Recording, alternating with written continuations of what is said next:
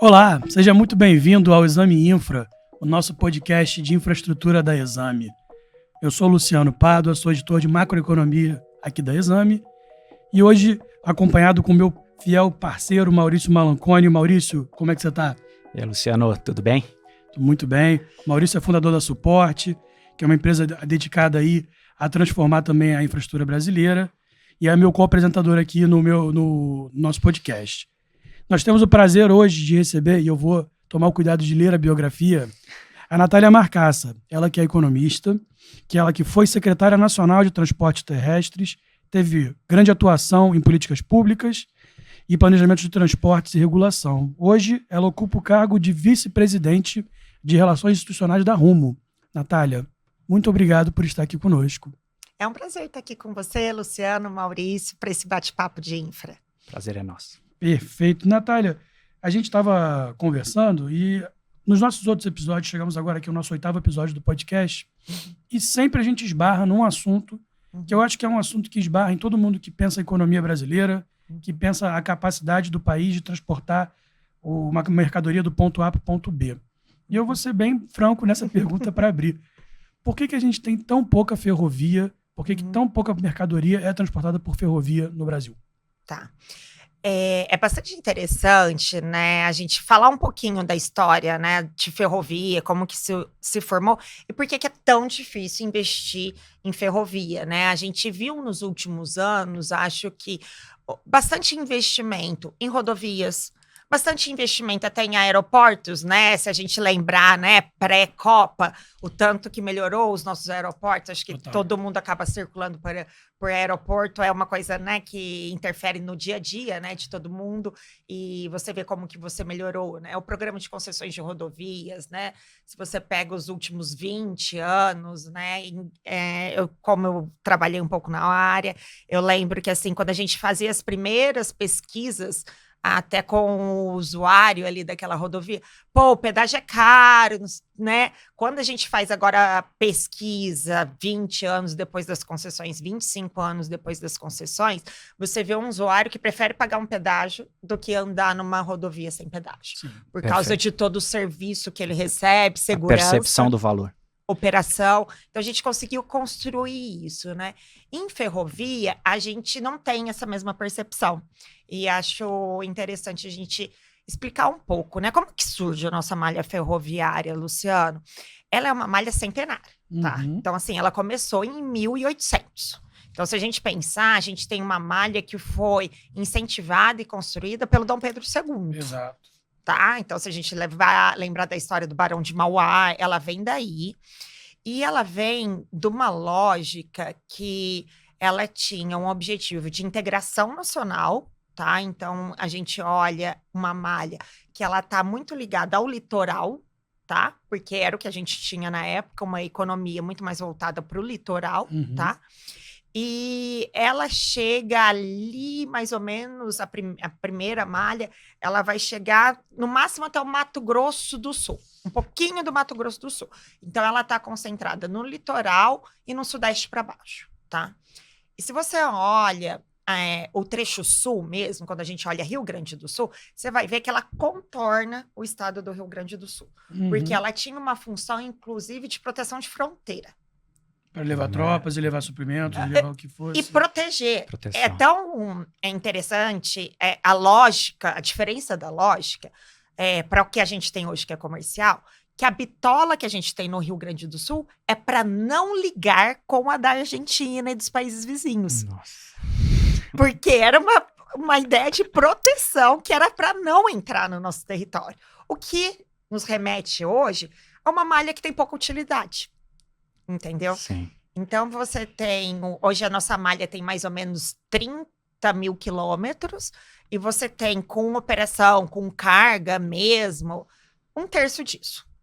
Tá?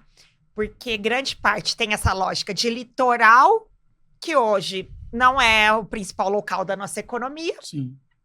Especialmente para cargas. Principalmente para cargas, né? Que é uma ferrovia, né? A nossa ferrovia, ela é totalmente voltada para cargas.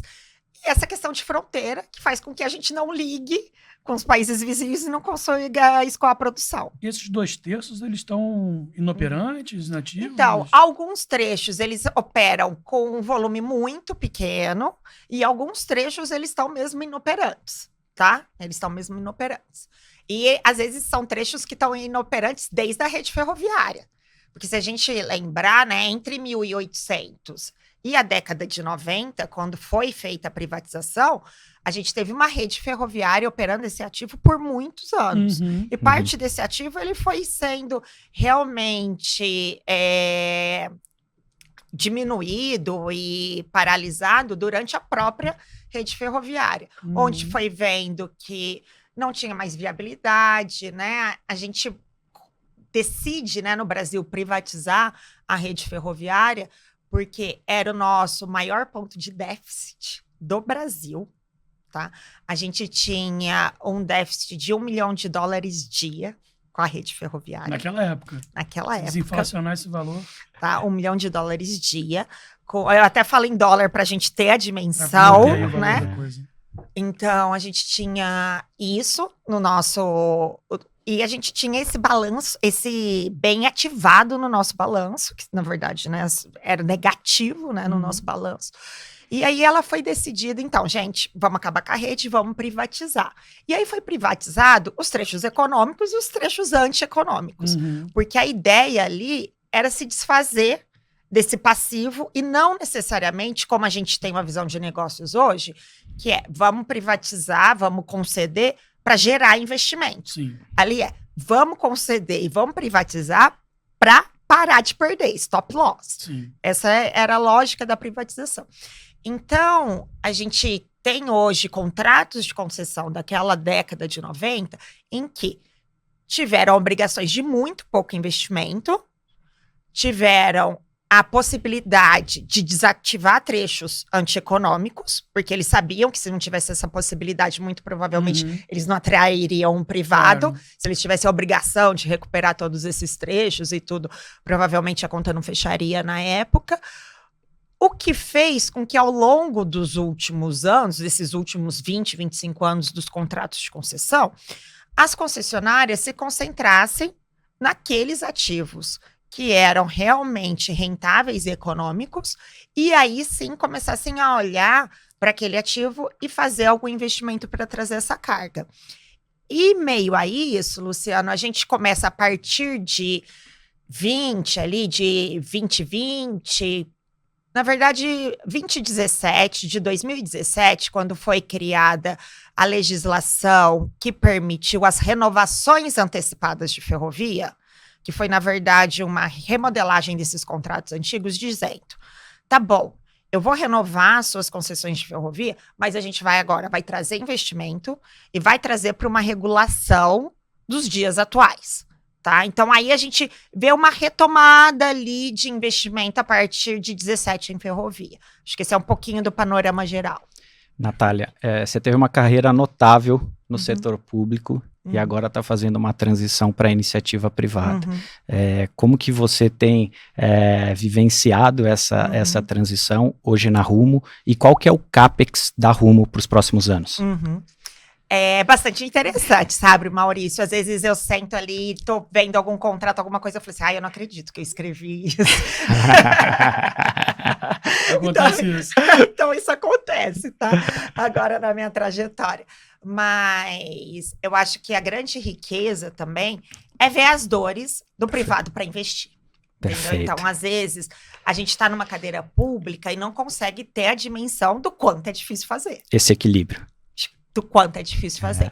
Então, né, o desejo, e realmente, né, não é só um desejo da cadeira pública, é um desejo do contribuinte, do usuário. Eu preciso de mais infraestrutura, eu preciso de mais investimento.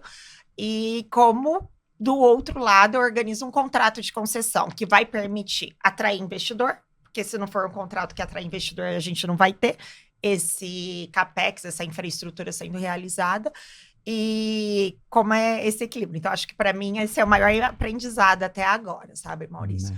E a Rumo, esse ano, a gente está com guidance de investir entre 5,8, tá? E 6,5 bi. é isso que a gente está ritmando por ano já. Há alguns anos, uns 2, 3 anos, e a gente vai fazer isso muito provavelmente para os próximos 5 anos. 6 bi por ano. Então, assim, se você olha, né, é um pouco da experiência que eu tenho no setor público, você vai olhar o investimento do Ministério dos Transportes, deve estar na casa do 8,5 bi. Mas esses 6 bi por ano já estão contratados. Já estão contratados. Não são o ano novos passado, negócios. a gente fez 5,7 bi. Tá? E esse 5,5, 5,7, mas foi nessa casa, entre 5,5 e 5,7. E esse ano a gente vai fazer entre 5,8 e 6 bi, 100 novos negócios. E como que está distribuído na carteira? O que é importante, assim, para Rumo, e aí eu acho que casa um pouco com a história que eu estava contando da ferrovia, sabe? Certo. Para onde a gente vê que está crescendo. Então, se essa malha ela foi construída no litoral, se essa malha ela foi construída com uma lógica de proteger a fronteira, agora num contrato privado, ela tem uma lógica de onde tem volume, né? Ferrovia, diferentemente dos outros modais, ele depende muito de volume. Sim. Então, a gente heavy haul, né? Carga pesada, se não tiver isso, ferrovia não fica viável, Maurício. Por quê? Por causa do preço da ferrovia, né? Então, assim... Tem um cálculo assustador, né? Investimento muito alto, né? O investimento... A gente é muito intensivo em investimento. Então, por exemplo, quando a gente vê, né, um modal que pode ser alternativo, como a rodovia, né? Para fazer 1 quilômetro de rodovia, vai ser mais ou menos, né? Numa média geral, 5 milhões de reais. Para fazer um de ferrovia, vai ser 27 milhões. Então, precisa ter muita carga para pagar esse investimento. Né? Então, dada essa lógica, para onde a Rumo está olhando, tá? Nos últimos anos, a gente renovou a nossa malha paulista, tá? Que a nossa malha paulista, ela chega ali a fronteira com São Paulo e ela liga na malha norte que vai até Rondonópolis. E aí ela chega no terminal de Santos. Tá? Então, esse é um corredor para a gente fundamental. Então, hoje a gente já tem o corredor de Rondonópolis, no Mato Grosso, até Santos, tá? E Malha Paulista foi uma renovação do contrato, em que a gente tem obrigação de dobrar a capacidade até 28, tá? A capacidade era 30, 40 milhões de toneladas, e a gente tem que chegar entre 70 e 80 milhões de toneladas em 2028. Hoje, com os investimentos que a gente já fez nesse período de contrato, que é os últimos 5 anos a gente já tem esse contrato renovado, a gente já chegou em 55 milhões, tá? Então, a gente hoje já passou de 30 para 55, e vamos chegar até 28, entre 70 e 80 milhões de toneladas, né? Vai crescer aí 25, mais ou menos. Ainda a gente vai crescer. Em 3 anos. Em 3 anos, e a gente cresceu, né? O começo é sempre mais difícil ali, porque você faz investimento com a malha operacional, né? Você não para a malha para fazer, né? Então, é sempre super desafiador fazer esse investimento. Então... Mas me tira uma dúvida e me desculpa a ignorância, Natália, mas... O investimento, ele é em que exatamente?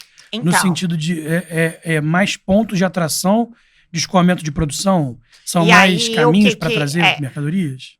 Diferentemente de uma rodovia, né, assim, para a população em geral que não vai conhecer tanto de infraestrutura ferroviária, rodovia, o que a gente faz? A gente amplia uma faixa.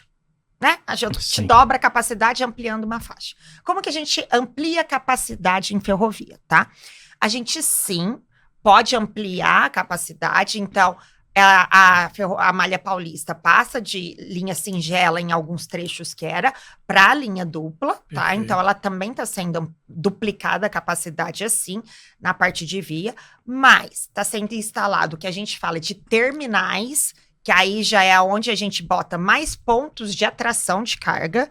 Isso diminui o trecho rodo, né, desse percurso. Ferrovia é sempre multimodal, né? Ferrovia é rodo, ferrovia e porto, né? E com isso a gente consegue atrair mais polos onde a gente não atraía. E a gente também faz pátios de cruzamento, tá? Que são áreas e linhas onde a gente tem mais de um cruzamento e mais de algumas linhas, onde a gente consegue regular os nossos locomotivas e vagões para que ela tenha um transit time mais eficiente, tá? Então, é dessa maneira que a gente amplia a capacidade. Então, a gente fez investimento, a gente vai fazer no total 7 bi, tá? Na Malha Paulista, a gente já deve ter feito uns 3,5, tá? Ao longo desses 5 anos. E a gente faz investimento em ampliação de via, ampliação de pátios e ampliação de terminais. Resolver também alguns conflitos urbanos, né, E Natália? aí, dentro, né, da via, a gente tem super que resolver isso, principalmente em Malha Paulista, Maurício. Perfeito. Vamos mergulhar nesse problema. Qual é o problema? Nessa questão, porque é uma questão de confronto mesmo entre o privado e o público. É uma questão, na verdade, Luciano, de segurança, tá? O conflito urbano, né? Como que, lembrando, né? Essa ferrovia é uma ferrovia centenária. Sim. Então, o conflito urbano era muito pequeno quando ela foi construída. Hoje, ele tem um conflito urbano que é muito maior. A gente sabe que cidades foram se adensando. Da mesma maneira que a gente vê adensamento em rodovia, aconteceu também adensamento na área de ferrovia, tá? Então, aí a gente dá um tratamento para aquele conflito urbano, dependendo da volumetria, tá? Então, se é uma área onde tem muita população, né? Então, a gente tem diversos viadutos que a gente fez. Porque aí a gente tira... Em desnível, né? Faz em desnível, a gente tira esse tráfego, passa em desnível e você não tem mais nenhum conflito direto. Em cidades menores, a gente pode manter ainda o que a gente chama de passagem em nível, tá? E hoje em dia, a Rumo tem uma tecnologia que é bastante interessante, que é uma passagem em nível sensoriada. Então, ela já tem muito mais tecnologia e aí a gente consegue sensoriar se um veículo está chegando, ele já manda isso para o nosso programa de trens ali, que vai olhar isso, vai parar antes. Então, isso hoje já envolve toda uma tecnologia que não é só no olho do maquinista. É o clássico cruzamento que passa um trem. É isso. Que sempre dá aquele medo quando você passa, você sabe que o trem tá vindo. Exatamente. E geralmente, assim, se você for passar no trecho da Rumo, pode passar com segurança, porque ele tá sensoriado. Perfeito. Entendeu? Então, acho que esses investimentos também foram super importantes, Natália, pra gente gerar segurança. Incluso também contornos, né? Isso. Às vezes, dependendo do lugar, não vai dar para fazer viaduto, não vai dar para fazer passagem em nível e a gente vai ter que fazer um contorno, né? O que é um contorno?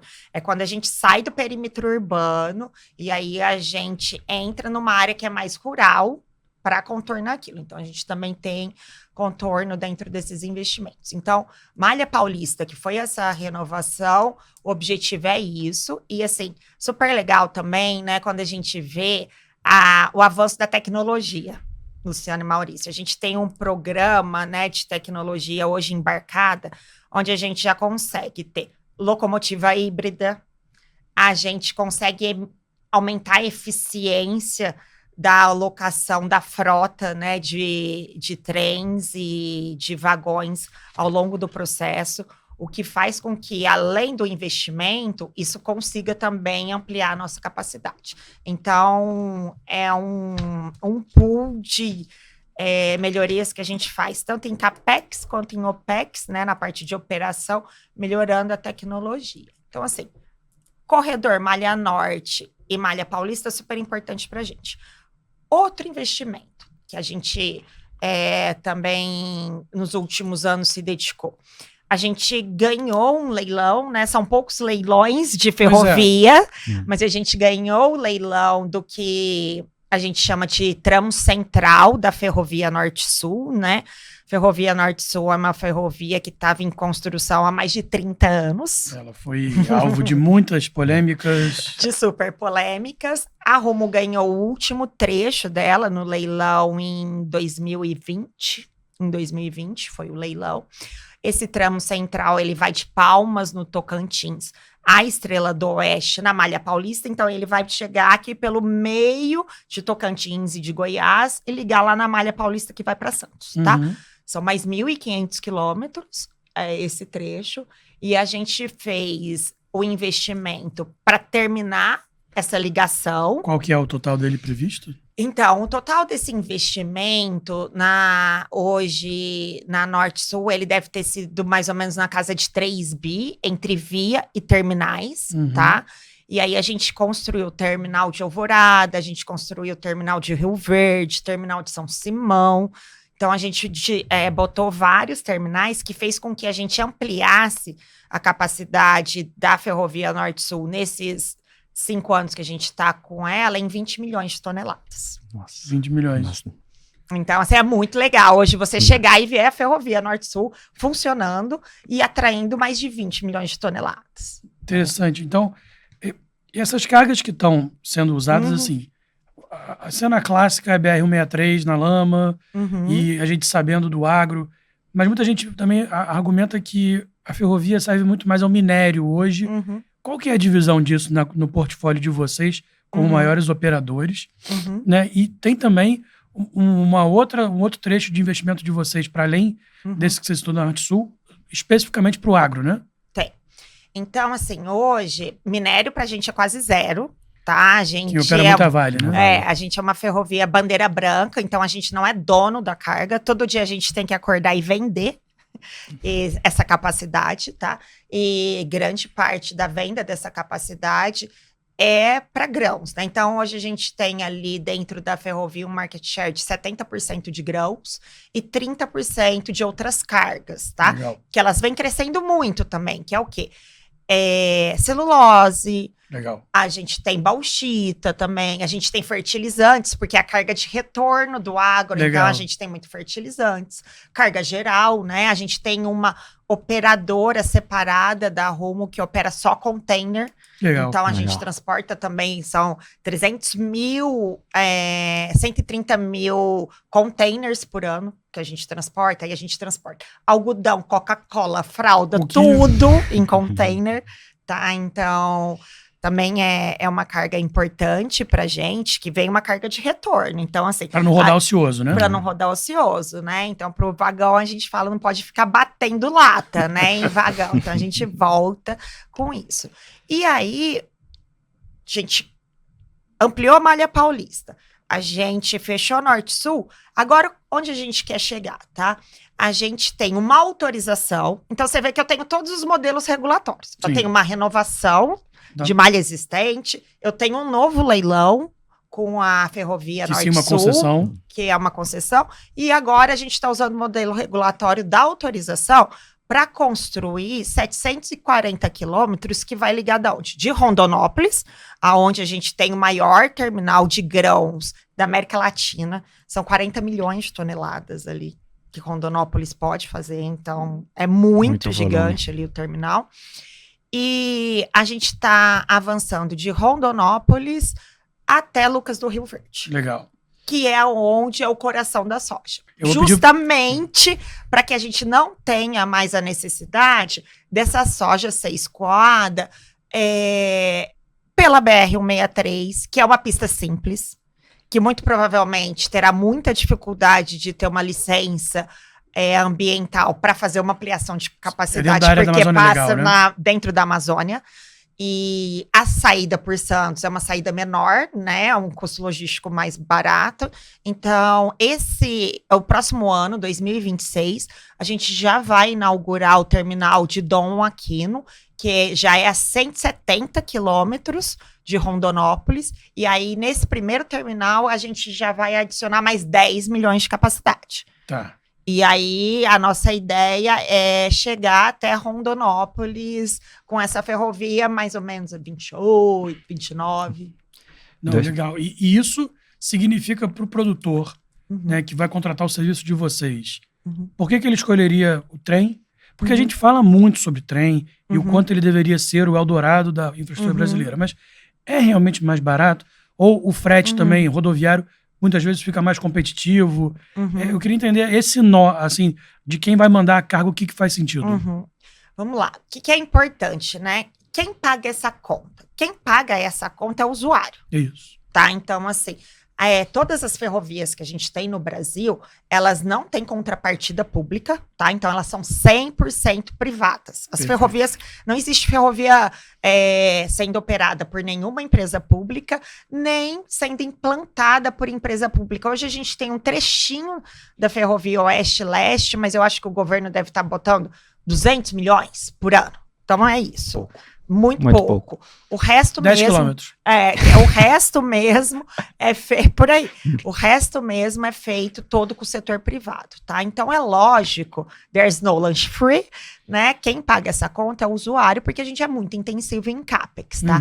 Mas, por outro lado, a volumetria que a gente tem de grão é impossível escoar por caminhão. Exato. Tá? Então, assim, se a gente não tiver ferrovia, a gente não vai conseguir ampliar todo o potencial que a gente tem de lavoura no Mato Grosso. É 60% nos próximos 10 anos. 60% nos próximos 10 anos, sem desmatar um pé. Só transformando a área de pecuária em lavoura. Sim. Tá? Então, se a gente não tiver ferrovia, a gente não consegue. Tá? Porque nessa volumetria não dá. E, de toda maneira, a ferrovia é mais barata também. Tá? A ferrovia, o frete ferroviário é mais barato, tá? E a tendência, à medida que a gente chega mais perto do produtor, é que esse frete fique mais barato, tá? É que esse frete vá diminuindo, tá? Então, ferrovia é mais barata, é mais eficiente e é mais segura. E ela é também, Luciano, muito mais eficiente do ponto de vista energético. Sim. A gente emite 8 vezes menos CO2 do que uma rodovia. Claro, naturalmente. Então, assim, hoje, 90% das emissões de carbono são do setor rodoviário, em transporte. Então, não tem outro jeito, se a gente quiser descarbonizar transporte, que não seja aumentar o percentual de infraestrutura ferroviária no transporte. Não tem jeito, né? Então, isso pra gente é bastante importante. E aí, eu acho que, assim, tem uma lógica, né?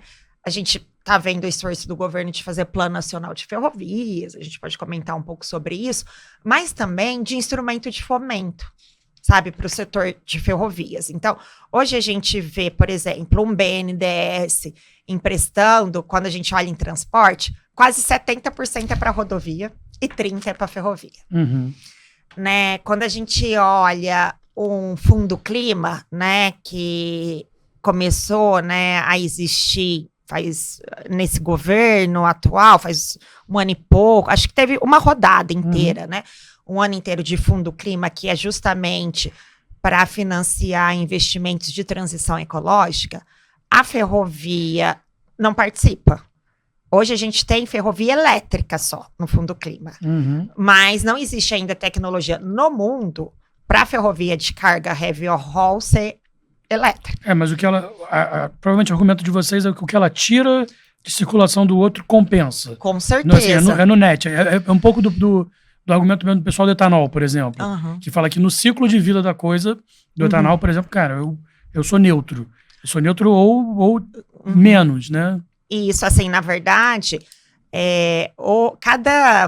isso é bem legal. Se a gente construir 4% a mais de ferrovia, é como se a gente estivesse netando o que a gente aumenta, o que a gente emite hoje em ferrovia. Só essa ferrovia do Mato Grosso, só o que a Rumo vai construir, é 2% de ampliação da malha, e isso vai netar 50% das emissões. Olha só. Então, e a gente não tem acesso a instrumentos de com taxas mais apropriadas. Então, a gente mercado. Então, se a gente quer ampliar a ferrovia, entendeu? Um olhar também cuidadoso para uma taxa melhor. Hoje, né, quando você olha, né, uma taxa de quase 15%, machuca demais o investimento em infra em geral. Em ferrovia, nesse valor, é quase impeditivo. Para a economia em geral, né, Natália? Mas Natália, assim, em termos dessa distribuição de 70% hoje do BNDES, né, em rodovias e 30% em ferrovias, não está também atrelado à quantidade de players, né, com apetite? A Rumo tem apetite de mais investimentos, além dos compromissos contratuais que vocês já têm? Depende da taxa de juros. Boa resposta. Então, assim, tem muitos negócios que, dependendo do valor da taxa de juros, passa a fazer sentido. Tipo o quê? Né? Que hoje a gente não consegue fazer. Então, assim, primeiro, acho que a gente conseguiria acelerar o que a gente está fazendo. Perfeito. Legal. Tá? Então, assim, a gente tem espaço operacional para acelerar o que a gente está fazendo. Depois, a gente vê sempre um valor importante em crescer essa ferrovia do Mato Grosso. Por mais que a gente vai fazer 740 quilômetros, você pode crescer mais. O Mato Grosso é também da França, né? Não dá para esquecer. E quando a gente olha para um outro portfólio que a Rumo tem atuado também bastante do ponto de vista ali de alocação de CAPEX, é ampliar os terminais em Santos, tá? Que é um outro gargalo logístico, sabe? Hoje a gente está fazendo diversos investimentos em terminais com parceiros, tá? Então, agora a gente está fazendo uma ampliação no terminal, que é um TUP, um terminal de uso privado, né? Então, ele é fora do porto organizado da DPW, tá? E a gente vai deixar ali mais ou menos 10 milhões de toneladas para grãos e mais 3 milhões de toneladas para fertir. Estamos falando que é armazenamento. Armazenamento no Porto de Santos. Que é um dos maiores. Porque às vezes chega e não pode ficar, né? Não tem aonde ficar. Você também não tem berço, então ali a gente vai botar mais 2 berços também. Nós questionamos o Pomini no último episódio. A gente tá fazendo isso tudo com dinheiro privado, tá? E esse terminal, ele é 50% Rumo e 50% CHS. A CHS é a maior cooperativa americana de grãos. Perfeito. Tá? Então, a gente está fazendo com parceiro, porque a gente não dá conta de fazer tudo, mas, enfim... Eles operam no Brasil também, CHS? Eles estão operando no Brasil, eles operam pouco, eles entraram com a gente no terminal de Alvorada, foi o primeiro investimento que eles fizeram, e agora eles estão vindo com a gente no terminal ali da TPW. Então, assim, a gente tem um apetite ainda para investir em Santos, que hoje a gente não consegue. Entendi. Natália, a gente, de certa forma, teve no último episódio aqui o Pomini, né? E a gente questionou ele a respeito disso, né? Ampliação da malha paulista, ou seja, mais capacidade chegando no Porto de Santos. Existe o estudo agora da terceira pista da Imigrantes, ou seja, mais caminhões também, provavelmente chegando no Porto de Santos. E, no ponto de vista hoje operacional, Santos vira realmente um gargalo caso não haja essas ampliações de terminais, correto? Sim, por isso que a gente está correndo aqui. Então, assim, a gente tem um olhar, né, para todas essas ampliações de capacidade que estão vindo entre 28 e 30, e a gente está em 25, começando a construir esses terminais. Muito provavelmente, a gente vai precisar ainda de mais 20, 25 milhões de toneladas para o que está ali. A gente precisa ampliar terminal, a gente está procurando parceria, então a gente tem esse olhar ali. Então, assim, tem aonde investir? Tem aonde investir.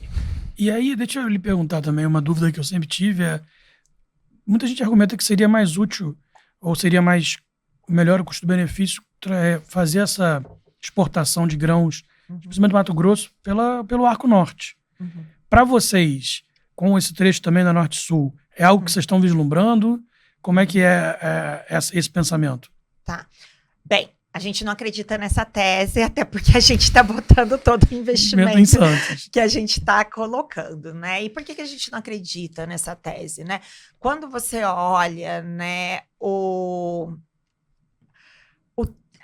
tempo de deslocamento, né, do Mato Grosso por Santos até o nosso mercado consumidor, né, que é a Ásia, né, é China, Índia, todo esse comércio asiático, Santos, ele é um caminho mais curto e ele é um caminho mais barato. Perfeito. Legal. Então, quando você olha Arco Norte, você teria que construir toda essa infraestrutura ferroviária, que é mais de 1.000 quilômetros, né? Você ainda tem uma perna de hidro e não tem a capacidade portuária que tem Santos. Então, por mais que Santos ele seja um lugar para a gente sempre olhar com muito cuidado, ele é um lugar que a gente ainda vê volumetria. Perfeito. Legal. Entendeu? Destravando capacidade. Tanto é que uma outra iniciativa nossa foi feita acho que finalizou em 22, a ferrovia interna do porto, tá? O que é a ferrovia interna do porto, né? A gente está falando de todos esses quilômetros que a gente está fazendo para fora, mas dentro do Porto de Santos tem 100 quilômetros de ferrovia. Olha só. Nossa. É muito legal isso, né? Ninguém imagina isso, mas dentro do Porto de Santos tem 100 quilômetros de ferrovia, tá? E em 22 a gente fez um contrato associativo junto com a MRS e a VLI, que são as empresas que também operam no Porto de Santos. Nós 3 se juntamos e estamos fazendo 2 bi de investimento lá dentro do porto, que é para destravar a capacidade. Então, a gente está fazendo viaduto para o caminhão passar, a gente está construindo e ampliando linhas, a gente está ampliando pátio, a gente está construindo pera lá dentro. Tudo isso está sendo feito justamente para destravar a capacidade em Santos. Legal. Então, a gente ainda acredita muito nessa tese. Qual que era o gargalo em Santos? Assim, chegava Tem cá. milhões de gargalos em Santos. Eu acho que a Natália assistiu o último episódio do podcast. Se não assistiu, vai assistir. Tem vários gargalos em Santos, né? Eu acho que tem toda essa otimização que a gente pode fazer de como melhorar a circulação dos próprios trens, que é isso que a gente está fazendo. Então, eu boto uma linha a mais aqui, eu boto um pátio a mais aqui, eu construo viadutos para segregar o trânsito de caminhões e ferro, e acho que tem ainda áreas a explorar, né? Pomini deve ter falado disso. Sim. Tem áreas a explorar e tem eficiência dos próprios terminais também ainda em adicionar tecnologia, adicionar capacidade. Então, assim, a gente acha que ainda tem bastante a ser destravado dentro do porto. Ô, Natália, o governo, né, no caso, Jorge Santoro veio aqui e comentou tá prevendo 200 bilhões de investimento em ferrovia. Qual a sua avaliação sobre a viabilidade dessa meta?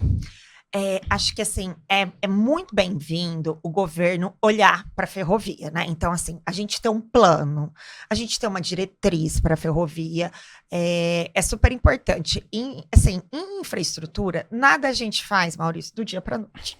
Perfeito. Então, se a gente não planejar antes, se a gente não construir esses projetos, se a gente não for ir negociando eles com o mercado para entender o que vai fazer sentido, o que não vai fazer, não vai sair nunca. Então, assim, esses projetos, na minha visão, saem amanhã? Não saem amanhã, mas vão sair. Legal. Entendeu? Mas vão sair. Então, eu acho que agora o trabalho que o Ministério vem fazendo é justamente esse. Sentar na mesa, escutar a gente, ver quais são, né, onde a gente está enxergando que tem valor, o que a gente não enxerga que tem valor agora. Você precisa remodelar algum projeto, você precisa organizar a distribuição de riscos desses projetos, o que na regulação tem que melhorar para que traga mais segurança e esses projetos evoluam. Então, eu acho que esse é o caminho mesmo. Porque se a gente não tiver projetos, se a gente não enxergar o futuro, a gente não vai sair 1 quilômetro a mais de ferrovia. E os avanços têm sido significativos, né? Assim, o pipeline de rodovia, até bem pouco tempo atrás, era difícil a gente visualizar. Hoje a gente já visualiza. E agora também um pipeline de ferrovias, né? Esse é o caminho. Legal. Em que ponto estão essas negociações, essas conversas com o Ministério? O Ministério, ele abriu já audiência pública para 2 projetos de ferrovia do plano, tá? Ele abriu audiência pública para o projeto da FICO-FIOL, tá?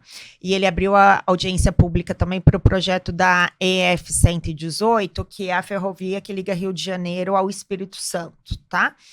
Então, são esses 2 projetos que hoje estão na mesa e estão sendo discutidos. Os outros ainda estão sendo modelados. Tá.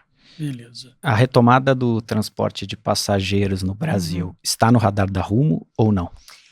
A gente é uma empresa muito voltada para carga, sabe, Maurício? Então, hoje, isso para a gente não está no nosso radar. Mas o que a gente vem fazendo, né? Principalmente esses trechos que não são operacionais hoje da malha, tem alguns trechos que eles têm muita vocação para transporte passageiro. Porque, como ele foi construído, né, nessa lógica litorânea, e hoje a gente tem uma grande população na área litorânea, né? A gente não tem uma indústria, nenhum agro na área litorânea, mas a gente tem gente, Sim. né, nessa área. Então, a gente vem fazendo discussões com os estados, justamente por o estado poder aproveitar essa malha, que por mais que hoje esteja inoperante, ela já tem um lastro feito, ela já tem uma faixa de domínio definida, ela já tem, às vezes, trilho, entendeu? Então, você parte de uma necessidade de investimento menor. O que a gente viu aqui para o trem intercidades de São Paulo até Campinas foi isso. Foi uma negociação justamente de uma área que era da Rumo e da MRS. Legal. Tá? E que foi, na verdade, segregada para que o Estado de São Paulo pudesse fazer. O Estado de São Paulo tem já em projeto também essa ampliação de capacidade do trem intercidades até Bauru, que coincide com a nossa malha, com a Malha Oeste, uma das nossas malhas.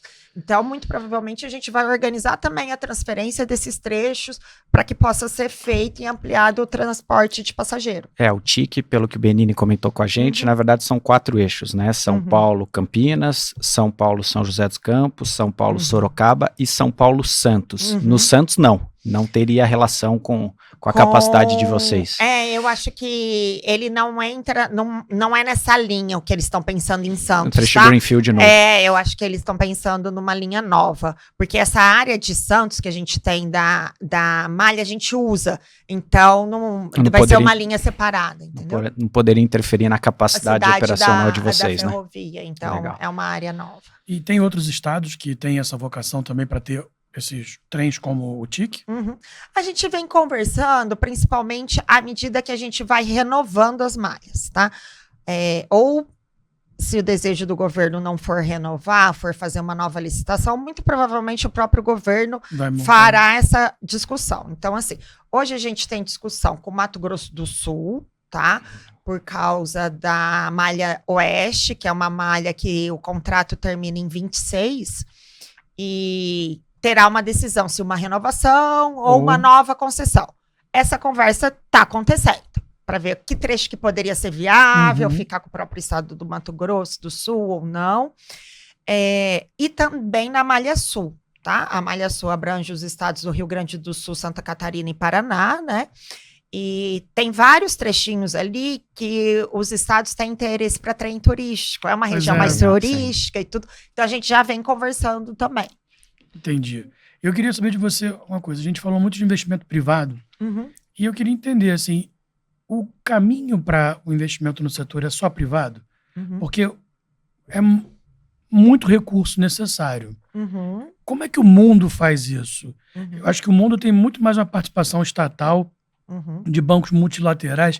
Será que o governo tem que correr atrás de algum outros big pockets por aí para tentar também fazer uma PPP que seja custear parte do total do CAPEX para poder atrair interessados? Porque se depender só do privado, vai ser sempre naquele trecho onde tem um retorno muito claro e muito óbvio, e que às vezes você pode ir montando uma malha um pouco desalinhada ao interesse nacional, digamos, de fluxo de bens.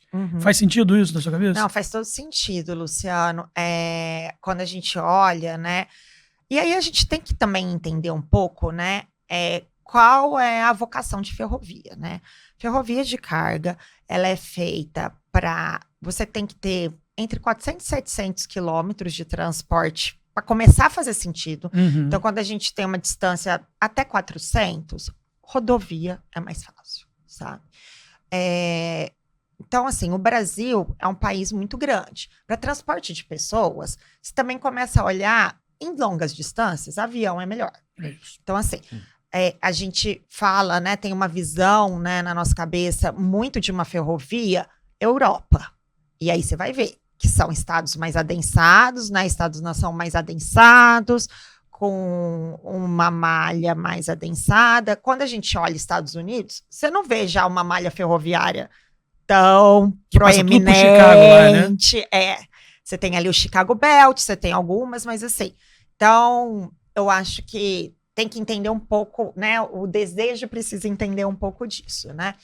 E aí, quando a gente olha a Europa, né, onde tem uma malha mais adensada, a gente vê muito investimento estatal. Todas as malhas da Europa são deficitárias, tá? Pronto. Então, Deutsche Bahn, né, que assim é o nosso grande exemplo de ferrovia na Alemanha. Ela é uma empresa estatal deficitária.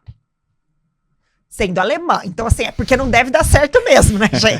Porque se o alemão não conseguiu fazer dar certo, é porque não deve dar certo limite, mesmo, né? É uma decisão do Estado de encarar isso como um custo, vamos dizer. Aí, né, assim, por que encara? Porque é segurança, entendeu? Então, às vezes, muitos desses países têm esse orçamento ferroviário no Ministério da Defesa, tá? Porque serve para ele como defesa. Na hora de um problema, eu vou conseguir circular, eu vou conseguir botar armamento. Então, assim, você pode olhar, às vezes tá no orçamento de defesa. Então, assim, se a gente quer ampliar a capacidade ferroviária no Brasil, o setor privado não vai dar conta de fazer sozinho. E aí, na minha visão, eu acho que é melhor você pensar em modelos de PPP do que tentar uma estatal, né? A gente nunca teve no passado recente uma operação de trem com uma estatal, tá? Depois da rede ferroviária, a gente não teve mais operação de estatal. A gente teve construção, mas... Que não deu muito certo também via Valec, também... né? Vamos dizer, né, não deu muito certo. Então, eu acho que hoje a gente já tem empresas ferroviárias consolidadas no Brasil e no mundo. A gente viu, né, em outros modos de transporte que é possível atrair um investidor internacional no Brasil, né, quando você faz uma boa modelagem, quando você tem uma boa divisão de risco, né, a gente tem operador de aeroporto internacional aqui, a gente tem empresas internacionais também entrando em rodovias, empresas internacionais em porto, por que não em ferrovia, né? Então, montando bons contratos, a gente muito provavelmente vai atrair também esse investimento. Agora, para que seja viável, muito provavelmente a gente precisa de instrumento de fomento adequado e, quiçá, de aporte, tá? Então, só para entender, instrumento de fomento seria um banco multilateral ou BNDES? Na verdade... tanto faz. Um multilateral ou BNDES, o que importa é a taxa. Verdade, que alguém que tenha uma taxa que seja competitiva. Mais aporte. Só que você falou que o governo tem 8 bilhões. Eu acho que esse número já é outro hoje, não? O Ministério dos Transportes hoje tem alguma coisa perto de 20 bilhões de reais no orçamento. Aí eu confesso que eu tô defasada. Então. Na PEC de transição, eu acho que mudou esse patamar. Mas esse também, ao mesmo tempo, o Ministério tem muita rodovia para pavimentar. Sim. Esse dinheiro, ele tem um uso complexo, fora os contingenciamentos possíveis dentro do orçamento, né? Mas quanto dinheiro seria necessário do governo em termos de... Estamos falando de 20 bilhões, 10 bilhões, para que fomente projetos ferroviários relevantes? É difícil de dizer, né, isso. Você tem um plano, né, de ferrovias hoje que mira na casa dos 200 bilhões, né? Então, assim, quanto que eu preciso aportar ali para que isso seja viável? É isso. Né? Vai depender de projeto a projeto, vai depender de uma visão. Então, assim, hoje, eu não tenho como te dizer, porque a gente não estudou a carteira inteira para te dar uma visão de rumo, tá? De quanto isso seria necessário, né? Mas eu acho que ali o limite é 200 bi, alguma coisa menos que isso, que seria o aporte de setor privado. Natália, além dessa questão da alta taxa de juros, né, essa questão de previsibilidade regulatória, né, para destravar investimento, na sua opinião, o que falta ainda melhorar no ambiente ferroviário? Tá, eu acho que algo que a gente evoluiu mais no setor rodoviário e menos ainda no setor ferroviário é a distribuição de risco. Tá. Distribuição de risco é sempre crucial em contratos de concessão, né? Quando você pega um contrato de concessão da década de 90, né? Você tem lá 3, 4 riscos alocados ao setor público. Então, alteração de imposto, alocado ao setor público. 3, 4 riscos e a última cláusula diz: todos os demais riscos é alocado ao privado. Tá. Então, isso, nos últimos anos, foi trazendo muita incerteza para os projetos, né? Com a qualificação dos próprios operadores, né? Que são operadores hoje no Brasil mais qualificados, que tendem a ter menos pleitos de reequilíbrio, que vão jogar ali mais na regra do contrato. A gente também vem exigindo do governo uma melhor matriz de risco. Perfeito. Porque isso te permite precificar adequadamente qual vai ser o seu custo mesmo ali naquele projeto. Porque hoje a gente não faz nenhum projeto sem tomar um financiamento. Então, eu tenho que combinar ali, né, combinar com os bags, eu tenho que convencer os bancos que vão me emprestar dinheiro que esse é realmente o valor que eu vou gastar.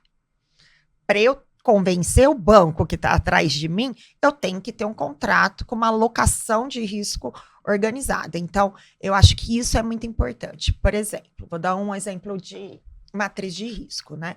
Se a gente tem, né, uma ferrovia por determinada região que foi licitada e calculada com determinada demanda, né? Eu não posso ali colocar uma short line que vai, né, sugar demanda. Eu não posso botar uma ferrovia. Não posso criar uma competição que vai... Competição. Então, eu preciso ter essa alocação de risco bem feita no contrato, né? Depois, né, a gente vê muito dois custos que são muito ingerenciáveis para os privados, custo de desapropriação, tá?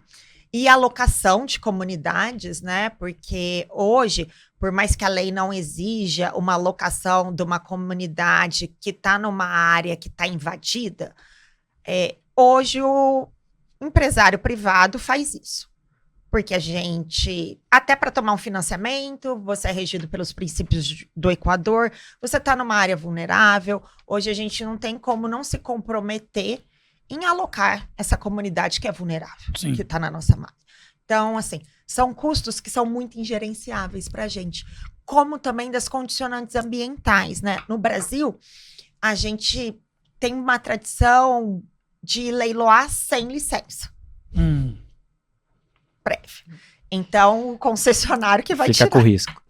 Que vai tirar a licença, e aí só depois que você tira a licença é que você conhece os riscos, né? Quais são os riscos que você vai ter que mitigar e quais são os riscos que você vai compensar.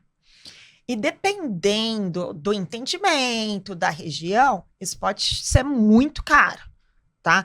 Então, ele traz uma incerteza no projeto que é bastante grande. Tem algum exemplo prático da vida de vocês aí, desses 3 eixos que você citou? Assim, eu tenho um exemplo de tudo aqui. Então, vamos entrar neles. Eu tenho exemplo de tudo do que a gente já fez, né? Por exemplo, hoje em dia, a gente tem um custo super elevado e é um custo que a gente está comprometido em ter, mas que não está na conta, tá? De atendimento social na Baixada Santista. Santos e Guarujá são áreas super carentes, tá? Com índice de desenvolvimento baixo, em que a gente está presente todo dia, tá? Então, não dá para achar que a gente, com uma empresa desse tamanho, que impacta, sim, né, a vida dessas populações, porque a gente está todo dia lá, não vai ter que ter contrapartidas sociais na região. Então, sim, aí a gente gasta, né, um valor significativo aqui, por exemplo, na Baixada Santista, que não está previsto no contrato, tá? Mas é uma licença social para operação. Entendeu? Todas as operações, né? A gente está hoje, da mesma maneira que a gente evoluiu nos contratos para melhoria dos projetos de engenharia, para ter isso, acho que, assim, né? O contrato 4.0 é conseguir olhar também para a sustentabilidade e para o social. Não dá para essa conta estar de fora, entendeu? Do contrato, e hoje ela tá. E não dá para uma empresa dizer que é ESG sem olhar para isso com seriedade. Eu não vou conseguir ter financiamento, eu não vou conseguir ter uma licença social para operar. Então, assim, esses custos, eles estão. E eles não estão contabilizados no contrato hoje. Entendi. Natália, a integração entre os modais, né? Você comentou aí com relação a eventuais rotas de fugas ou projetos paralelos a contratos que vocês têm dentro dessas matrizes de risco. Mas, assim, a integração entre os modais ainda é um desafio também. Né? Como avançar de forma eficiente? Isso é sempre um desafio, né? Hoje, em ferrovia, né, a gente, assim, citar esse trecho, né, da Malha Norte ali, os caminhões chegam dessa região mais ao norte do Mato Grosso, entram no nosso pátio de Rondonópolis, a carga vem para a nossa ferrovia e ela faz essa descarga em Santos. Então, assim, acho que vem tendo uma evolução muito grande nos últimos anos com o desenvolvimento de tecnologia. Então, hoje a gente tem o agendamento, que é justamente para o caminhoneiro não vir para o pátio se não tiver slot para ele chegar lá. Então, isso vem funcionando. Hoje a gente tem também, foi criado pulmões ali, né, que são os pátios, né, de triagem e pátios de descanso para os caminhoneiros, para a gente conseguir fazer essa conexão de maneira mais suave, né? Depois, você tem a própria organização das cargas que chegam aos terminais, também com agendamento, também com isso. A ferrovia interna do porto, ela também tem um desafio, que é justamente casar a programação das ferrovias com os terminais, entendeu? Ano que vem, ela vai ter o primeiro ano dos sistemas integrados das ferrovias com os terminais. Então, a gente acredita que a gente vai também conseguir ver bastante ganho. Então, eu acho que, do ponto de vista tecnológico, Maurício, a gente não está no ideal, mas a gente sabe aonde a gente quer chegar. Boa notícia. Tá? Do ponto de vista regulatório, aí eu acho que a gente tem um grande desafio, que é principalmente o documento eletrônico de transportes, né? Acho que, né, assim, quem mexe com infra já deve ter ouvido falar um pouco disso, né? Que é a gente conseguir hoje casar todos esses documentos, né? Então, você tem o CIOT de transporte, você tem o da Receita, você tem o da Vigiagro. Eu lembro que quando teve esse mapeamento, ele podia chegar até 50 tipos de documentos diferentes que um caminhoneiro podia ter para carga, tá? E o documento eletrônico de transporte é a integração disso, para que você não tenha que parar. Hoje, um caminhoneiro, por exemplo, que passa de um estado para outro, ele tem que parar na Secretaria de Fazenda de cada estado. Sim. Isso tem um custo logístico associado. Entendeu? Então, na hora que ele chega no porto, às vezes vai ter que parar numa Vigiagro, às vezes vai ter que parar. Então, assim, se a gente consegue organizar esse documento eletrônico de transporte, isso seria muito importante. Se eu não me engano, ele está hoje para discussão no Congresso Nacional, tá? Para que permita, porque tem ali uma sensibilidade de integração de dados, fazenda de cada estado, né? Então, tem uma sensibilidade de integração de dados, mas que é importante avançar. Você se referiu a esse descompasso entre quando as cargas chegam. A gente fez uma matéria aqui, que acho que essa matéria pode ser repetir todo ano que tem safra recorde, que é safra recorde e gargalo recorde. A gente se encaminha para uma safra recorde no Brasil, especialmente soja, estamos agora no final da soja, daqui a pouco começa o milho. Queria entender com você qual é a expectativa da Rumo a respeito se teremos um nó logístico esse ano também. Como é que você está pensando sobre isso? A gente acredita que não, fruto, inclusive, desses investimentos que a gente veio fazendo, tá? Então, a gente não acredita que vai ter nó logístico, o que às vezes ocorre. E aí é importante entender essa lógica e por que ocorre. A lógica eu ainda não entendi, mas por que ocorre. Hoje a gente já tem os agendamentos dos caminhoneiros, tá? Às vezes você tá fluindo bem, acontece um problema na operação do pátio, algum trem tem algum problema, isso atrasa um pouco a operação e gera uma fila inicial. Mesmo tendo o horário agendado, o caminhoneiro desce. Porque ele tem medo, vou perder meu lugar na fila, entendeu? Ele fica inseguro, isso aí gera mais fila. Então, sabe efeito manada que tem no mercado? Sim. Tem também. Ali chegando para descarregar a carga. Então, a gente vem fazendo um trabalho, inclusive, de um check-in. Esse ano a gente vai implementar um check-in avançado, que vai ser na área. Então, a gente vai começar, não só no terminal, mas numa área de abrangência maior, para ver se a gente consegue segurar ele mais longe, o caminhoneiro, para não dar muito esse rebote. Então, a gente vem adicionando tecnologia para esse efeito que é um pouco de comportamento humano. Mas não é mais tanto nó logístico. É mais uma questão ali de organização, de vontades. O trânsito, ele é muito isso, né? O trânsito, também. Essa falta de... Dizem que o trânsito é gasoso, né? Ele vai ocupando espaço. Uma outra coisa que eu queria te perguntar, estamos vivendo, talvez, uma mudança muito significativa no comércio exterior, de maneira geral, com as tarifas do Trump. Queria entender se vocês estão mapeando esse cenário, como acham que ele pode afetar tanto o escoamento de carga no Brasil, quanto a operação da Rumo. Tá. Eu saí da macro faz bastante tempo, tá, Luciano? Então eu não vou entrar nessa seara da macro. Mas... É mais para pensar como afeta vocês. Né? Não vou entrar nessa seara da macro, que acho que tá difícil até para quem entende entender, não, ninguém né?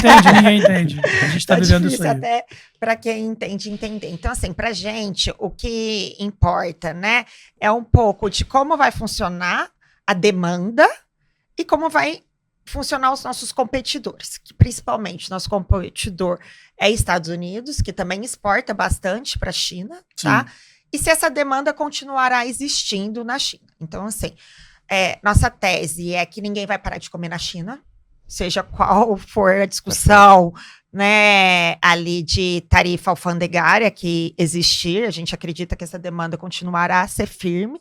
E no cenário que está tendo, enfim, que o nosso maior competidor é Estados Unidos, acho que a gente tende a se beneficiar. Pois é.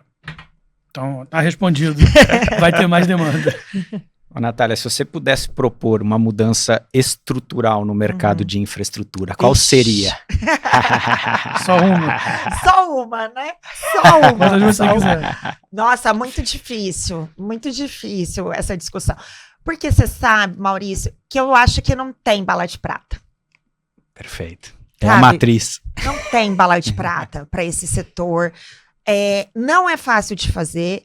E eu acho que assim, se eu tivesse que focar em algo, eu acho que é continuidade de uma política de infraestrutura de Estado. É isso que dá resultado. Isso tem acontecido? Né? Eu acho que ele vem acontecendo nos últimos anos, né? Eu acho que o que mais machuca no Brasil nessa política de infraestrutura de Estado é realmente o espaço fiscal que a gente tem, que é pouco. Mas eu acho que a gente já tem um guia, a gente vem trilhando isso, consegue construir ali, depois do nascimento do PPI em 2016, e vem conseguindo mostrar esse horizonte, né? Até para atrair próprio investidor nacional, internacional, porque se você tem um pipeline ali de projeto, eu não ganhei esse, mas daqui a pouco eu ganho um outro, então eu vou montar uma base aqui no Brasil, então eu vou ampliar minha equipe que está aqui no Brasil para estudar isso. Então, eu acho que o Brasil entendeu que é importante não avançar por espasmos. Pois é. Perfeito. Né?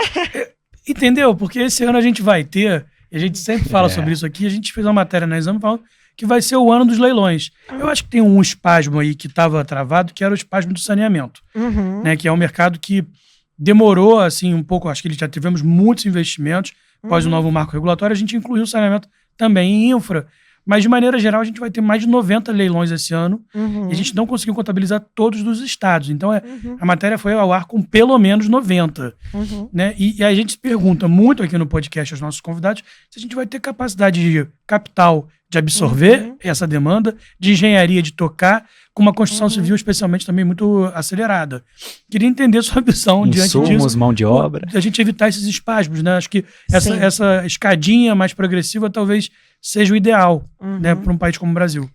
A gente, assim, por exemplo, né, a ferrovia do Mato Grosso, né, que a gente tá com uma obra que é Greenfield, né, num estado a pleno emprego, que é o Mato Grosso. Então, a gente sofreu muito para a mão de obra. A nossa mão de obra é quase toda externa, e são 5 mil homens naquela obra, diretos. E aumenta o custo também. E aumenta o custo, né? Então, assim, a gente vem trabalhando até em parceria com os próprios órgãos estaduais do Mato Grosso de formação de mão de obra, porque o que a gente já está pensando? A gente vai montar agora uma fábrica de dormente lá, tá?